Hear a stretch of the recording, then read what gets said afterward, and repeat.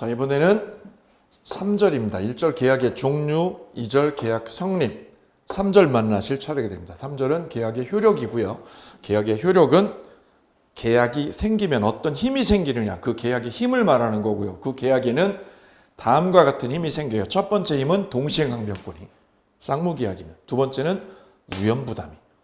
그래서 아까 우리 맨 앞에 문제에서 쌍무계약에서만 동시행항변권과 위험부담의 문제가 성립하더라라는 것을 미리 보고 오셨어요. 그 쌍무계약의 효력으로 동시행항변권, 그리고 위험부담, 그리고 제3자를 위한 계약, 세 가지를 만나실 차례가 되겠습니다. 먼저 첫 번째, 동시행항변권 빈출지문 뽀개기 보시도록 하실 텐데요. 들어가기 전에 잠깐 보도록 하겠습니다. 동시행항변권은 일방의 의무와 타방의 의무가 서로 맞대응하는 거죠. 맞대응. 매매계약을 하면 매도인이 집을 줘야 되고 매수자가 돈을 줘야죠. 이 채무가 서로 맞대응하는 관계에 있다. 그래서 동시행항변권 그러면 우리는 뭐라고 기억하시라고요? 똑같이 하는 거야. 그냥 남편이 바람나면 이쪽에서도 똑같이 바람나는 거죠. 남편이 집에 안 들어오면 여자도 집에 안 들어가는 거죠. 왜요? 똑같이 움직이는 거예요. 일방의 채무와 반대편에 있는 타방의 채무가 똑같이 작용하는 거, 이를 동시행관계에 있다. 그래서 매도인이 집을 주면 매도인이 급부를 이행하면 타방도 어떻게 해야죠? 이행해야지. 똑같이 하라고. 그럼 매도인이 집을 안 주면 집을 안 넘겨주면, 등기 이전을 안 해주면 돈을 지급을 안 해도 되는 거죠. 이를 동시행항변권, 동시행관계에 있다. 이렇게 하시면 깔끔하죠. 그러니까 머릿속에 딱 하나 똑같이 하는 거야. 똑같이. 근데 이 똑같이 하려면 첫째, 이게 쌍무계약이어야 된다. 그리고 변제기가 들어야 된다. 변제기. 그리고 누가 안 들어와? 누가 이행을 안 해요? 둘 다 이행을 안 해야 돼. 둘 다. A도 이행을 안 하고 B도 이행을 안 했을 때 이때를 무슨 관계에 있다? 동시행항변권이 있다라고 이렇게 정리를 했죠. 자, 그러면 빈출지문 뽀개기. 바로 지문 만나보실 차례입니다. 첫 번째 지문. 쌍무계약이 무효가 되어 각 당사자가 서로 취득한 것을 반환하여야 할 경우 각 당사자의 반환 의무는 동시이행 관계에 있다. 계약이 무효가 됐어요. 무효. 그러면 계약이 꽝 됐다고 그랬어. 꽝. 무효도 마찬가지, 그리고 취소도 마찬가지, 그리고 계약 해제도 마찬가지. 세 개를 한꺼번에 들어가시면 돼요. 계약 무효, 계약 취소, 계약 해제까지요. 계약이 꽝 되면 서로 받은 거, 서로 계약을 통해서 얻은 걸 어떻게 하죠? 토해내야지. 토해내는 거, 그거는 서로 동시행 관계입니다. 오케이, 맞는 지문. 아주 유명한 논점이 되겠습니다. 두 번째 지문입니다. 여기 지우고 갈게요. 네, 설문 읽어주시겠습니다. 당사자 일방의 책임 있는 사유로 채무 이행이 불능으로 되어 그 채무가 손해배상 채무로 바뀌게 되면 동시이행 관계는 소멸한다. 예, 아주 여러 번 출제가 됐던 논점입니다. A가 공장을 10억에 매매하기로 했습니다. 그럼 A가 줘야 되는 채무는 공장인도죠. B가 10억에 사기로 했으니까 B가 지불해야 되는 대가는 10억. 이때 공장이 화재가 나서, A의 관리소홀로 화재가 나서 불이 나버렸어요. 그럼 A가 줘야 되는 본래 채무죠. 이게 공장 줘야 되는 거를 본래 채무 또는 본래 급부, 본래 채무라고 해요. 본래 급부, 본래 채무. 이게 불이 나가지고 사라져버렸다. 그때 일반인들은 어떻게 하냐면 이 채무가 없어진 걸로 생각하죠. 없어진 거. 그게 아니라는 거죠. 법학에서는 이 채무가 이행불능이 되면, 이 사람의 잘못으로, 채무자의 잘못으로 이행불능이 되면 이 채무가 사라지는 게 아니다. 사라지는 게 아니라 어떻게 하는 거죠? 변질되는 거예요.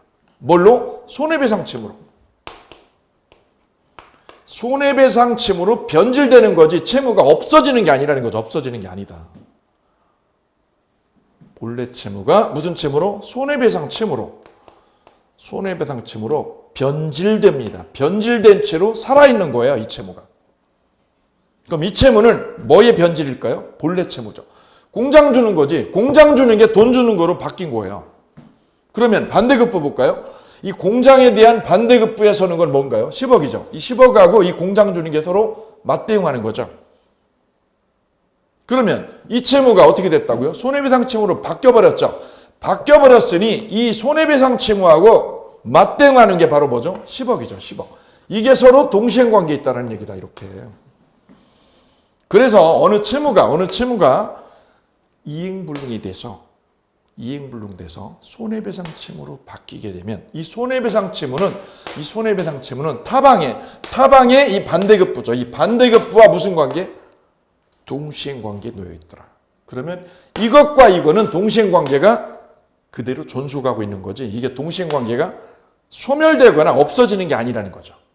예, 이 부분이 이 문제가 되겠습니다. 그래서 끝부분에 어느 채무가 이행불능돼서 그 채무가 손해배상 채무로 바뀌게 되면 동시행관계는 소멸하는 게 아니라는 점.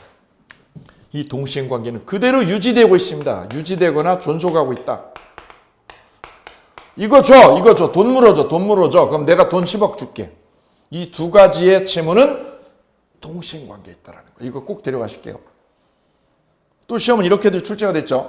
일방의 채무가 이행불능으로 손해배상 채무로 바뀌면 상대방의 반대급부와 동시행관계는 소멸한다, 존속한다? 존속한다. 아주 유명한 빈출 지문이 되겠습니다. 이어서 세 번째 지문 보실 차례입니다. 세 번째 지문 같이 가실게요. 채무자는 상대방의 이행 제공이 없는 한 이행기에 채무를 이행하지 않더라도 이행 지체 책임이 없다. 예, 여기서 포인트는 제공이 없는 한 이 뜻입니다. 여기요. 제공이 없는 한 여기 포인트 잡으시면 되죠. 제공이 없는 한 일방이 채무를 제공을 안 하면 타방도 제공할 필요가 없다. 왜? 똑같이 움직이는 거니까 똑같이. 집주인이 보증금을 안 줘? 보증금을 안 주면 타방인 임차인이요. 임차인이 방을 안 빼도요. 방을 안 빼도 동시행항변권이 있으니까 지체 책임이 없다. 지체 책임이 면제된다. 왜 면제되는데? 네가 보증금 안 줬잖아. 네가 제공을 안 했지. 그러니까 내가 방을 안 빼도 되지. 안 빼도 무슨 책임이? 지체 책임. 지체가 아니야. 왜? 니나 내나 똑같아. 네가 안 준 거 내가 안 준 거 똑같잖아. 피상파장이잖아. 그래서 동시행관계에 있다. 그래, 동시행관계에 있다는 얘기는 무슨 책임이요? 지체 책임. 지체 책임이 면제됩니다. 지체 책임이 인정되지 않아요. 이게 동시행항변권의 중심적 효력. 동시행항변권의 중심적 효력은 일방이 제공을 안 하면 타방도 안 줘도 되는 거죠. 안 줘도 어떤 책임? 지체 책임이 면제된다는 거. 이게 가장 중심적 효력. 예, 이렇게 꼭 기억을 해두시고요. 이어서 다음 질문 보시겠습니다. 상대방이 채무 내용에 좇은 이행을 제공한 때에는 동시이행 항변권을 행사할 수 없다. 여기서 포인트는 제공을 했죠. 채무 내용에 좇은 제공을 하면 이거죠. 제공을 하면 상대방은 동시행 항변권이 없습니다. 항변권을 행사할 수 없어요. 항변권은 언제 행사하죠? 제공을 안 하면 상대방이 뻗뛰는 거예요. 얘가 제공을 안 했을 때 뻗뛰는 거죠. 주인이 보증금을 안 주면 세입자가 임차인이 뻗뛰는 거예요. 줄 때까지. 근데 제공을 해버리면 주인이 보증금을 입금해줘버리면 보증금을 임차인한테 입금해줘버리면 항변권. 무슨 항변권? 항변권 없죠. 그래서 항변권이 있다는 말은 제공을 안 했을 때요. 채무 제공이 안 했을 때.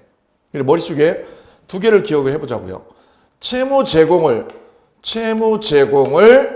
안 한 상태. 제공을 안 했어. 주인이 보증금을 안 줘. 이럴 때 상대방한테 동시행 항변권이 작동한다. 동시행 항변권이 이때 인정된다라는 거죠. 이러면 지체 책임이 없는 거고요. 반면에 제공을 한 상태, 제공을 했어. 보증금을 입금했어. 내 통장에 보니까 들어왔어. 임대인이 보증금 입금했죠. 그러면 항변권은 인정되지 아니한더라. 인정되지 아니하더라. 이 관계, 이 두 관계로 압축을 딱 해두시면 되는 거예요. 시험 지문은 이쪽을 물어보든가 제공을 안 한 상태를 물어보든가 제공한 상태를 물어보든가 그때 상대방이 항변권이 있느냐 없느냐 여기가 포인트. 이렇게 자리를 잡으시면 되겠습니다. 이어서 5번째 지문 같이 가실게요. 동시이행의 항변권을 배제하는 당사자 사이의 특약은 유효하다. 당사자끼리 특약을 했죠. 동시행 항변권을 뭐하기로요? 배제하기로. 계약에서는 특약대로 가요. 특약대로. 그래서 배제하기로. 이 항변권을 뭐하기로? 배제하는 특약은 유효입니다. 계약법은 특약대로 갑니다. 오케이. 다음 7번째 질문. 동시이행 항변권의 원용이 없으면 법원은 그 인정 여부를 심리할 필요가 없다. 여기서 첫 번째 막히는 부분 이 부분이죠. 원용이 없으면 여기 이 부분 심화과정에다 볼 건데요. 일부 지문은 심화과정에다 볼 거를 여기다가 실어 놓았습니다. 자, 항변권에 원용이 없으면 원용은 주장이라는 거죠. 주장이 없으면 법원은 그 인정 여부를 심리할 필요가 있느냐 없느냐 이걸 물어보죠. 필요가 없어요. 즉 주인이 보증금을 안 준 상태. 그럼 세입자는 어떻게 대응을 하죠? 똑같이 하죠. 똑같이. 보증금 못 준다고요? 그럼 나 방 못 빼요. 방 못 빼. 똑같이 그죠? 이런 상태가 바로 동시행관계에 있다 이거죠. 동시행관계에 있다. 동시행관계에 있어. 네가 못 줘. 그럼 나도 똑같이 못 줘. 피장파장 아니야? 피장파장? 똑같이. 네가 안 한 거나 내가 안 한 거나 똑같이. 남편이 집에 안 들어오나 마누라가 집에 안 들어오거나 피장파장이지. 이게 누가 잘못이야? 똑같이. 이게 동시행관계에 있는 거지. 이럴 때 이 주인이 소송을 한다고 이렇게 해요. 소유물 반환 청구 소송. 내 집 비워달라고. 소유물 반환 청구 소송을 했어요. 소송을. 어떤 상태에서? 보증금도 안 주고 세입자 보고 나가라고. 그때 세입자가 상대방이 어떻게 해야 되죠? 소송이 걸리면 항변권을 주장해야 된다. 항변권을 뭐 할 것? 주장을 해야 법원이 이걸 인정해 준다고. 주장이나 원용이 있어야 이게 있어야 법원이 동시행 항변권을 인정해 줘요. 그런데 이런 주장이나 원용이 B한테 없으면 세입자한테 이런 주장이나 원용이 있어야 되는데 이런 주장이 없다면 이거죠. 없으면 어떡하죠? 법원은 항변권을 아예 배제해 버린다. 그래서 소송이 붙으면 어떻게 한다? 주장해야 된다. 소리 질러야 되는 거죠. 뭐라고요? 항변권이 있어요. 항변권. 뭐라고요? 얘가 안 줘서 이 양반이 보증금 안 줘서 내가 방을 안 뺀 거예요. 라고 뭐 할 것? 항변권을 주장해야 됩니다. 이걸 해야만 법원이 이거를 인정해 주더라. 반대로 이걸 주장하지 않으면 주장도 원용도 없고 가만히 있으면 무시해버려요. 얘를 무시해버려요. 법원은 인정하지 않습니다. 항변권을 인정해 주지 않아요. 그래서 꼭 기억할 거. 소송이 걸렸다 그러면 소리 질러. 항변권이 있다고. 자, 이 부분 기억해 주실게요. 이렇게. 항변권에 원용이 없으면 법원의 인정 여부를 심리할 필요가 없습니다. 그러면 원용했을 때만 항변권을 원용했을 때만 법원이 항변권을 인정해 주더라. 이렇게 이해하시면 깔끔하겠습니다. 이어서 다음 질문 보실게요. 동시이행 관계에 있는 채무 중 일반 채무의 이행 불능으로 인한 손해배상 채무는 상대방의 채무와 동시이행 관계에 있다. 이 공장이 불이 났을 때 그럼 손해배상 채무로 바뀌죠. 그럼 그 손해배상 채무와 상대방의 반대급부는 무슨 관계에 있다? 동시행 관계에 있다. 오케이. 아주 유명한 동시행 관계 문제. 이를 우리는 전보배상이라고 그랬죠. 전보배상이란 본래 채무가 공장 주는 거잖아요. 공장 인도해야 되는 이 채무가 불이 나면 이행불능 됐죠. 이행불능 되면 이게 무슨 채무로 바뀐다고? 손해배상 채무. 손배채무로. 그럼 B가 본래 받아야 되는 거. 저 A한테 본래 받아야 되는 거는 뭘까요? 공장이지. 공장 줘. 공장 갖고 와. 그랬더니 공장 못 주죠. 못 주면 뭐를요? 돈으로 줘. 이를 전보배상이라고 한다. 전보배상. 너 공장 달라니까 못 주거든 불나서. 그러면 뭐를요? 돈으로 물어줘. 돈으로 물어줘. 전보배상의 범죄. 이 손해배상과 B가 반대급부 10억 내주는 거는 동시행관계에 놓여 있습니다. 라는 이 관계 여기 꼭 들으셔야 돼요. 반드시. 민법 총칙에도 연결이 된다. 민법 총칙에도. 민법 총칙의 권리의 변경에 주체의 변경, 내용의 변경, 작용의 변경 세 가지가 있죠. 그 바로 내용의 변경이 이거죠. 본래 채무가 손해배상 채무로 변질되는 거는 권리의 내용의 변경이 일종이더라. 이런 얘기인데 민총에서 다시 한번 만나실게요. 여기선 여기까지만. 다음 질문 9번 질문 같이 하시겠습니다. 일방의 이행 제공으로 수령지체에 빠진 상대방은 그 후 그 일방이 이행 제공 없이 이행을 청구하는 경우에는 동시이행 항변권을 주장할 수 없다. 예, 여기서 포인트는 수령지체죠. 수령지체와 동시행 항변권 이렇게 써두시면 돼요. 수령지체와 동시행 항변권. 자, 여기서 포인트가 되는 거는 일방이 제공을 했어요. 제공을 했다 이런 뜻. 제가 얘기를 한 적 있어요. 이렇게 짜장면을 배달을 해서 짜장면을 이쪽에서 매수자가 주문을 했습니다. 여기 501호인데요. 501호에 짜장면 5그릇 그리고 탕수육 하나 갖다 주세요. 오케이. 여기서 가지고 갔죠. 그러면 제공을 한 거야. 그때 마침 문제가 된 거는 이 B가 주문하신 B가 부모님이 의도가셔서 병원에 가버렸죠. 병원에. 그 501호에 주인이 주문하신 분이 수령을 할 수 없는 상황이죠. 저 짜장면을 받을 수 없어요. 무슨 지체? 수령지체 중이다. 받을 수 없는 거죠. 왜? 어머님이 의도해서 병원에 가버렸어. 병원으로 가버리고 여기는 빈집이죠. 빈집이죠. 그러면 A는 제공을 한 것이고 A는 제공을 했고 B는 수령을 못하니까 이를 무슨 지체? 수령지체 중이다. 여기까지 따라오시면 되죠. 여기까지 따라오셔야 돼요. 확실하게. 여기서 흔들리면 안 돼요. 여기서까지. 여기 기본적인 사실관계 흔들리면 안 되죠. A는 제공을 했다. B는 수령을 못해서 지체 중이다. 왜? 병원에 가서 어머님 의도해서. 이게 집이 비어있다. 빈집이다. 이때 그 다음에 포인트가 그 다음에 여기죠. 그 후 일방이 여기서 일방은 A를 말해요. A가 제공 없이요. 제공 없이 여기 포인트. 여기에 밑줄 주셔야 됩니다. 여기에 밑줄. 제공을 했다가 어떻게 한 거죠? 그 다음에는 제공을 안 했다는 거네요. 이게 무슨 뜻이냐? 했다가 가지고 갔다가 초인종을 눌렀더니 응답이 없어. 그래서 5분을 기다려도 응답이 없어. 그래서 어떻게 했다고? 그냥 되돌아왔다 이거죠. 그냥 왔어요. 어떻게 하고? 이 짜장면 배달하는 애가 초짜라서 가지고 왔다고. 제공을 했다가 벨 눌러가지고 사람이 없으니 어떻게 했다고요? 가지고 되돌아왔죠. 그러면 제공을 안 한 거네. 제공을 안 하고 있네. 지금은.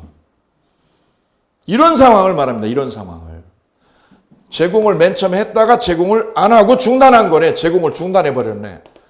중단하고 왔죠. 이를 왔다가 그냥 간 거라고 그랬어요. 왔다가 그냥 갔을 때. 그러면 B는 어떤 상태였었죠? 수령지체였죠. 짜장면을 받을 수 없는 수령지체 중이었던 B는 동시행항변권. 동시행항변권을 인정받을까 못 받을까. 여기에 포인트죠. 동시행항변권은 언제 작동하죠? 얘도 제공 안 하고 나도 제공 안 했을 때다. 얘도 안 주고 나도 안 줬을 때가 동시행항변권이 인정되는 전제 조건이죠. 그럼 A는 제공을 했다가 안 하면 제공을 안 한 거지 결국은. 제공을 안 한 거죠. 이를 일회 제공이라고. 일회 제공만 했다. 계속 제공을 해야 되는데 일회 제공하고 되돌아가 버렸죠. 그러면 상대방은 뭐에 빠졌었는데요? 수령지체 중이었던 상대방 B는 무슨 항변권? 동시행항변권을 인정받더라. 왜냐? 얘가 제공을 했다가 일시적으로 제공한 거죠. 일시적으로 제공했다가 제공을 중단해버리면 수령지체였던 B는 항변권을 인정받게 돼요. 왜요? 지체에서 벗어나 버려. 왜 벗어나죠? 얘가 중단했으니까. 지체에서 벗어나고 항변권이 인정됩니다. 그 말은 B는 제가 요구하는 돈을요. 짜장면 값 보내주세요. 그러면 B가 뭐라고 그러면 되죠? 웃기시네요. 안 줬잖아요. 안 줬어요. 그래도 내 돈 못 보내요. 이게 결론이죠. 그 말은 항변권이 인정되옵니다라는 거죠. 어떤 사람도 수령지체에 빠졌던 사람.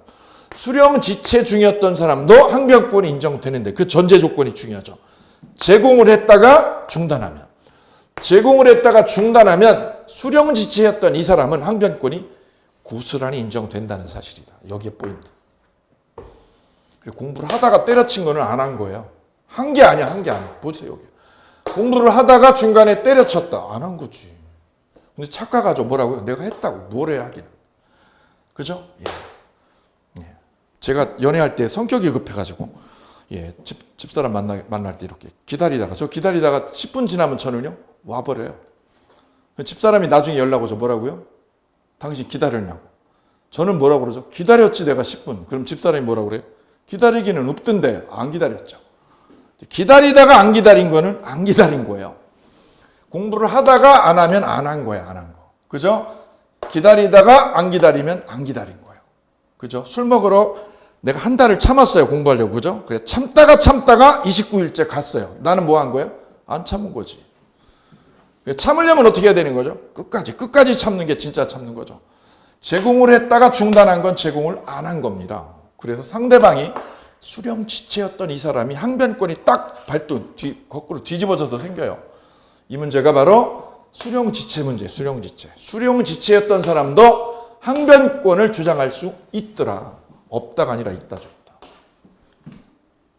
아주 유명한 기출지문입니다. 사례로도 빈번하게 나왔죠. 자, 이어서 10번 같이 하도록 하겠습니다. 10번 지문 부탁드립니다.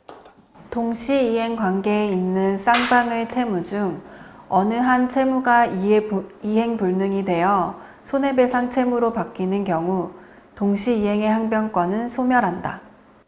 일방의 채무가 불능이 돼서 손해배상 채무로 바뀌죠. 그럼 전보배상 문제가 생기죠. 그러면 동시이행 항변권은 소멸합니다. 아닙니다. 존속하게 됩니다.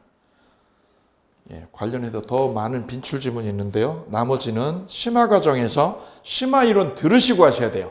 기본 이론에서 하시면 너무 어렵기 때문에 빼낸 거예요. 심화 쪽으로. 그래서 전략적으로 빼낸 거니까 심화 과정 들으시면서 하시는 게 좋다라는 거죠.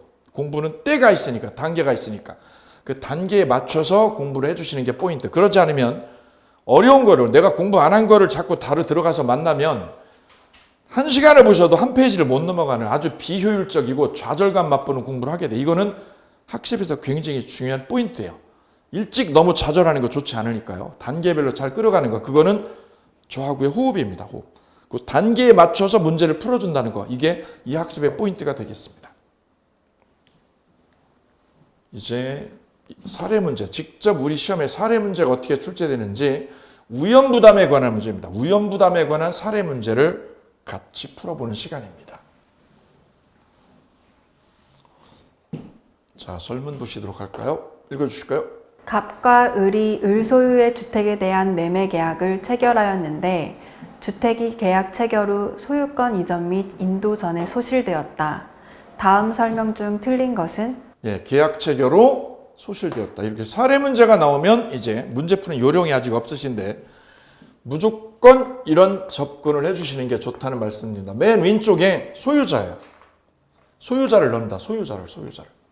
동그라미 이렇게 넣으시고 여기다 누구를 집어넣는다? 세팅을 한다? 소유자를요. 소유자를 맨 왼쪽에다가 세팅을 합니다. 이게 갑이 될 수도 있고 을이 될 수도 있고 병이 될 수도 있어요. 세팅은 똑같아요. 맨 왼쪽은 소유자다. 소유자. 그러면 여기다 세팅을 합니다. 누구 소유주택? 을 소유주택. 네, 세팅됐어요. 을 소유주택을 누가요? 갑이. 매매 계약을 체결한 후. 그럼 갑은 매도자. 을이 매도자. 갑이 매수자. 이렇게 세팅되겠죠? 을이 매도자예요. 집을 줘야 되는 사람. 집을 줘야 되니까 얘가 채무자. 갑은 집을 가져갈 사람이니까 채권자. 그러면 을은 집을 주고 갑은 돈을 주고 이렇게 쌍무계약은 해결이 되죠. 이때 설문입니다. 설문 첫 번째. 갑과 을의 책임 없는 사유로 주택이 소실된 경우 을은 갑에게 매매 대금의 지급을 청구할 수 없다. 포인트는 책임 없는 사유죠. 책임 없는 사유로 주택이 소실되었다. 태풍으로요. 태풍으로 집이 날아갔죠. 그러면 타방의 채무도 어떻게 돼요? 똑같이 소멸한다. 똑같이. 쌍무계약은 어떻게 하는 거예요? 똑같이 하는 거야. 얘가 하면 나도 똑같이 하는 거야. 얘가 못 주면, 얘가 태풍으로 못 주면 나도 어떻게 돈을 안 주는 거죠. 따라서 을은 집값을 받을 수 없다. 매매대금을 청구할 수 있나요? 없죠. 왜? 이게 없어지니까 이것도 없어지죠. 돈 못 받죠. 돈 못 받죠. 채무자 의연부담주의. 두 번째 질문 연결할게요. 갑과 을의 책임 없는 사유로 주택이 소실된 경우 을이 계약금을 수령하였다면 갑은 그 반환을 청구할 수 있다. 네, 이거 매매계약하고 계약금 1억을 넣었다. 계약금 1억을. 그런데 태풍으로 이게 소실되었다. 그러면 쌍방채무는 없어지고요. 쌍방채무는 똑같이 없어지고 계약금은 어떻게 하고요? 돌려주고 헤어져. 끝. 계약금을 반환 청구할 수 있습니다. 오케이. 세 번째 질문입니다. 네, 계속 갈게요. 갑의 과실로 주택이 소실된 경우 을은 갑에게 매매대금의 지급을 청구할 수 있다. 포인트는 갑의 과실이죠. 갑의 과실이면 누구죠? 매수자죠. 매수자 잘못으로 건물이 불이 나버렸다. 그러면 얘는 돈 받아야지. 돈 줘, 돈. 왜? 네 잘못으로 불났잖아. 돈 줘. 태풍으로 불나면, 태풍으로 무너지면 돈 못 받고, 갑의 잘못이면 돈 받고. 오케이. 네 번째 질문. 을의 과실로 주택이 소실된 경우 갑은 계약을 해제할 수 있다. 자, 여기서 집이 붕괴되거나 소실된 원인이죠. 소실된 원인에 따른 민법적 해법이죠. 해법. 이 집이 갑의 과실이냐 을의 과실이냐 이거에 따라 다르죠. 갑의 과실로 소실되었다, 멸실되었다. 두 번째는 누구 과실로? 을의 과실로 소실되었을 때. 세 번째는 그럼 뭐가 있을까요? 갑과 을의 잘못 없이요. 갑과 을의 과실 없이 소실되었을 때. 이 세 가지 측면으로 국면이 딱 구분이 되죠. 정확하게. 세 가지 국면으로 나눠집니다. 갑의 과실, 을의 과실, 쌍방 과실 없지. 세 가지죠. 이 시험에 그래 셋 중에 하나 꼭 물어보는 거예요. 반드시. 민법의 기본 맥락. 자, 쌍방의 과실 없이 예컨대 태풍이나 지진으로요. 태풍 내지는 지진으로 멸실했다. 그러면 어떻게 되죠? 쌍방채무 소멸. 똑같지. 쌍방의 의무는 어떻게 해요? 대등하게 똑같이 소멸해. 똑같이 소멸.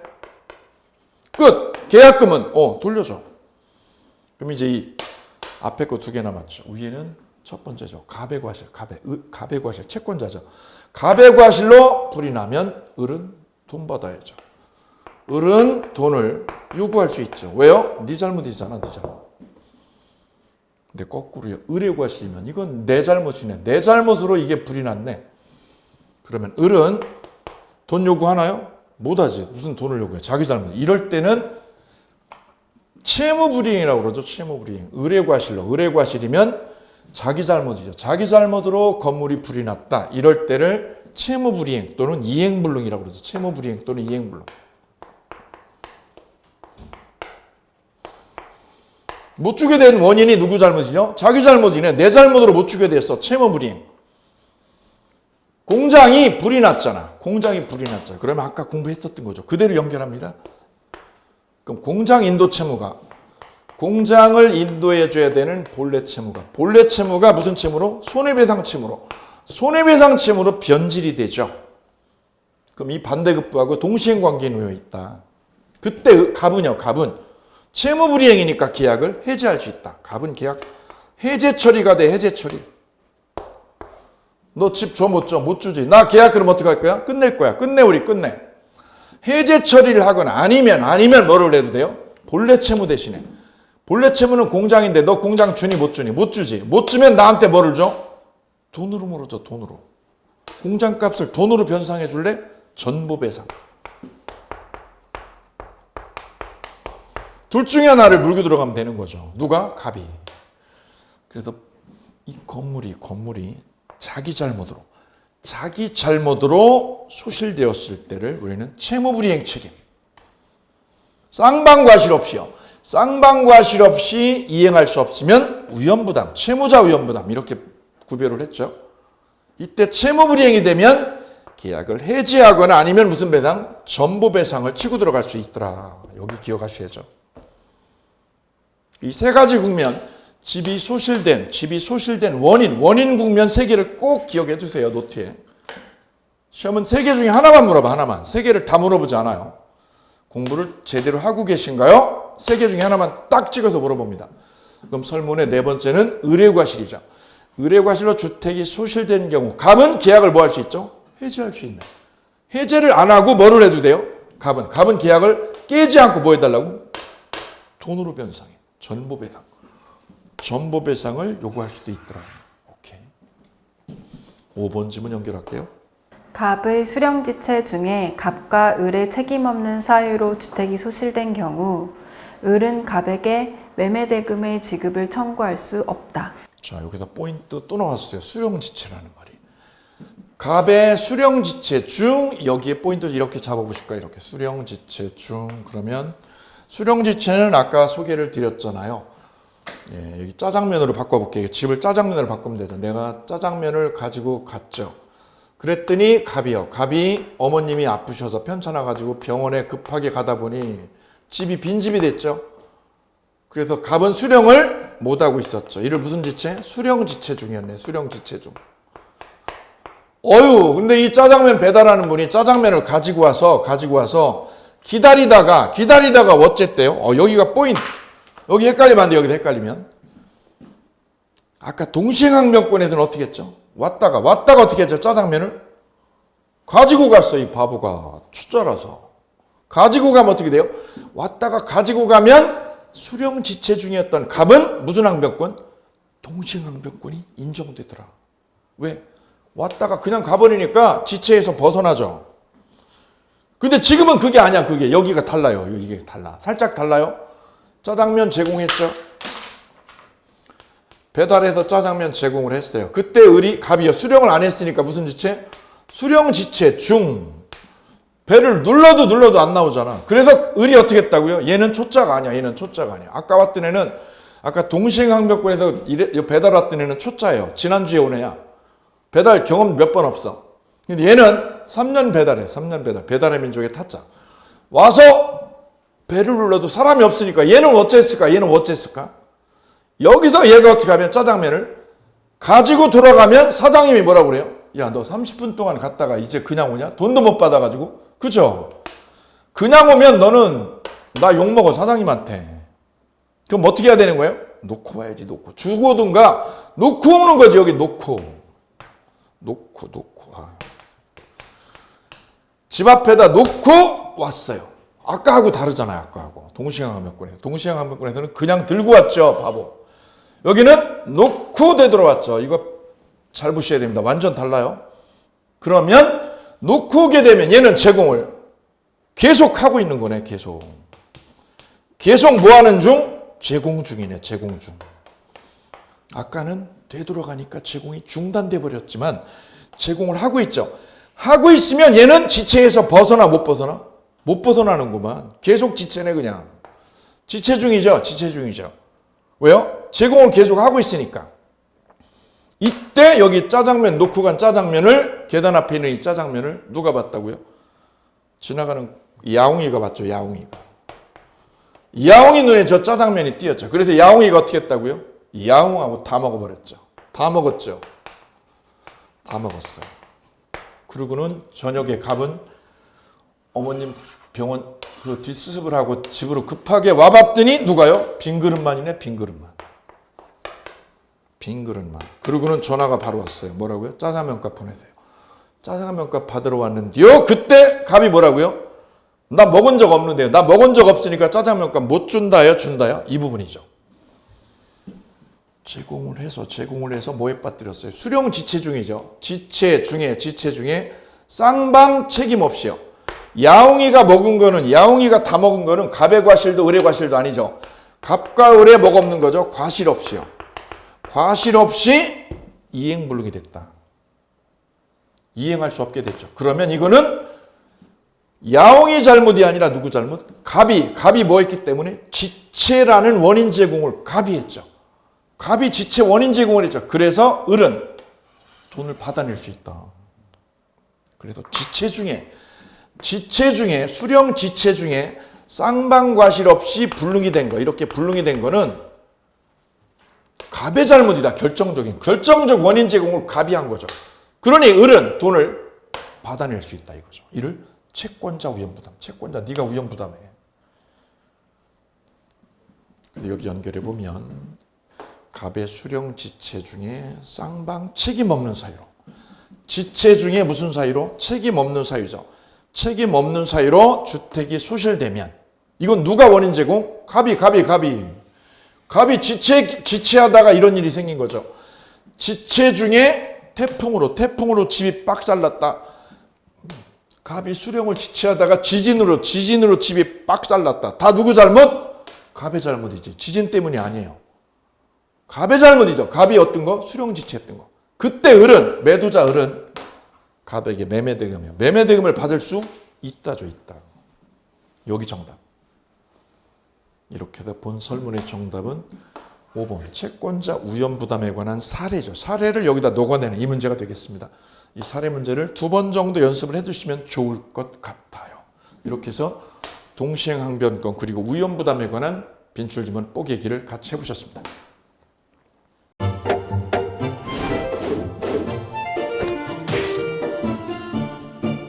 안녕하세요. 공인중개사 민법을 강의하고 있는 양민입니다. 자, 제가 준비한 거는 공인중개사 자료를 쉽게 다운받는 꿀팁을 준비해 보았습니다. 자, 공인중개사를 공부하다 보면 방대한 양의 자료를 접하게 됩니다. 하지만 그것을 일일이 다 출력을 하시거나 보관을 하는 데는 불편함이 따르죠. 이를 해소하기 위해서 핸드폰을 쉽게 활용할 수 있는 꿀팁을 준비했습니다. 네이버 밴드라는 어플을 통해 필요한 자료들을 보거나 다운받을 수 있습니다. 이 네이버 밴드를 활용하는 방법을 하나씩 알려드리도록 하겠습니다. 1단계, 네이버 밴드라는 어플을 다운받습니다. 가장 먼저 안드로이드 버전은 플레이 스토어를 클릭하시면 되겠습니다. 아이폰은 앱스토어에서 하시면 됩니다. 그 다음 검색창에 네이버 밴드를 검색하시고 다운 혹은 설치를 클릭하시면 되겠습니다. 이렇게요. 2단계 밴드 어플에서 공수모를 검색해 주시면 되겠습니다. 밴드 어플을 누르시면 위쪽 상단에 보시는 것처럼 돋보기 모양의 아이콘이 보입니다. 이 돋보기 부분을 클릭하시게 되면 맨 위쪽에 하얀 공백의 검색창이 생기는데요. 이곳을 눌러서 공수모 이 세 글자를 쳐주시면 되겠습니다. 3단계는요. 해당 공수모 밴드를 들어가 주시면 됩니다. 이 밴드는 공인중개사를 공부하시는 수험생들을 위한 밴드입니다. 수험생들을 위한 시험 정보나 자료가 업로드되어 있어서 공부를 할 때 활용할 수 있는 밴드입니다. 보시는 것과 같이 강의와 관련된 공지사항이나 최신 자료가 다양하게 제공되고 있습니다.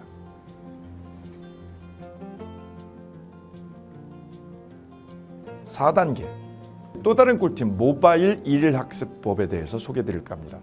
이제 핸드폰으로 짬 시간을 활용하셔서 공부하는 학습법을 알려드리도록 하겠습니다. 자료 페이지에서 뒤로 가기를 누르시면 처음 보셨던 페이지가 뜹니다.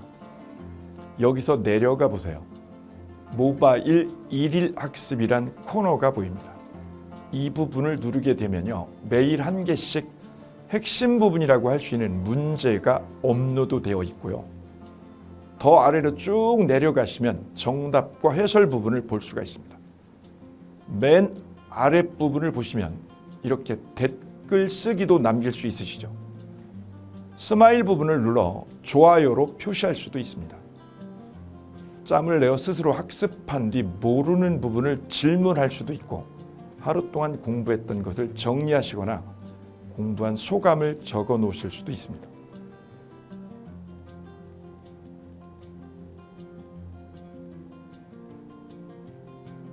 지금까지의 과정과 같이 공수모 밴드에 가입하신다면 다채롭게 업데이트되는 양질의 최근 자료들을 접하시고 활용할 수 있습니다. 꼭 가입하셔서 좋은 자료 많이 활용하시기 바랍니다.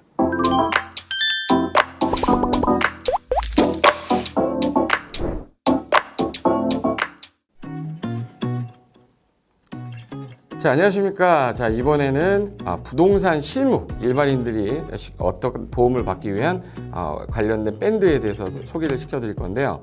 일단은 검색창에다가 365 부스라고 치시면 돼요. 365 부스인데 365일 부동산 스터디라는 밴드예요.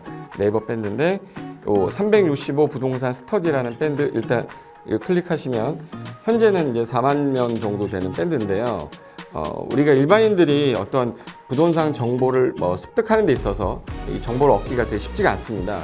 내가 어딘가를 찾아본다고 해서 잘 찾을 수 있는 것도 아니고, 어떤 전문가들이 하는 말들이 친밀성이 있는 건지 아닌지에 대해서도 우리가 잘 믿을 수가 없는 거기 때문에 그런 정보를 그래도 좀 손쉽게 찾아볼 수 있게끔 저희 이제 이 밴드에 구성된 전문가들이 정보를 좀 제공해 주는 거기 때문에 아마 유용하게 활용할 수 있을 거고요. 내가 부동산 중에 토지를 좀 알고 싶다, 또는 상가를 좀 알고 싶다, 또는 나는 내 집 마련을 위해서 청약이 좀 궁금하다. 근데 그게 솔직히 어디 가서 물어보거나 어떤 정보를 찾기 쉽지 않아서 그것 때문에 만들어진 밴드라고 보시면 돼요. 그래서 365일 내내 부동산을 어떤 공부한다는 취지로 밴드에 들어오셔서 질의응답도 하시고 궁금한 사항에 대해서 예를 들어 문의를 하시면 저희가 관련된 정보를 또 제공해주는 그런 밴드라고 보시면 되겠습니다. 어떤 밴드냐면 한번 보시면은 지금 현재는 공지사항이 제일 먼저 나올 건데요. 이 공지사항은 기존에 있던 오프라인이 어떤 강좌가 있으면 그 강좌에 관련된 거 세미나라든지 그래서 평소에 이제 우리가 이제 접하지 못했던 강의들 있죠. 이렇게 진행이 된다라는 거 공지를 좀 하는 그런 내용들이고요. 하나 좀 더 올리면 자, 이제 우리 교수님이에요. 교수님 중에 상가 교수님이 최근에 예를 들어서 법이 바뀌었어요. 법이 바뀌게 되면 최근에 바뀐 법이 이런 바뀐 법이 있으니 중개업을 한다거나 투자를 할 때 좀 유의해서 알아보시면 좋겠습니다라는 거를 올려놓을 거예요. 기존에 올려놓은 자료가 있으면 또 찾아보시면 되는 거니까 이렇게 해서 계속 밴드에서 소식을 받으시면 실전에 굉장히 도움을 많이 받을 거라고 예상합니다. 부동산 관련된 내용 중에서 하나 더 보시면 이제 랜드프로에서 직접 우리 프로그램 만들고 있어요. 그래서 부동산 까발리기, 부동산 부티크 이런 TV 관련돼서 부동산 팁 있죠. 예를 들어서 청약을 받아야 되냐 말아야 되냐, 지금 강남권 아파트를 투자해야 되냐 말아야 되냐, 이런 정보를 쉽게 여러분들이 접하지 못하기 때문에 그런 관련된 것들을 시대에 맞게 흐름에 맞게 부동산 시장이 이제 요동치면 내가 지금 집을 팔아야 되냐 사야 되냐 그런 것들에 대해서 신속하게 정보를 들을 수 있는 밴드니까 시간이 나실 때마다 자주 들어오시고 저도 자주 들어가서 좋은 정보 남겨드릴 테니까 자주 들어오시기 바랍니다. 저는 부동산 공법하고 부동산 토지 투자를 강의하는 고상철이었습니다. 자주 밴드에서 뵙도록 하겠습니다. 자, 수고하셨습니다.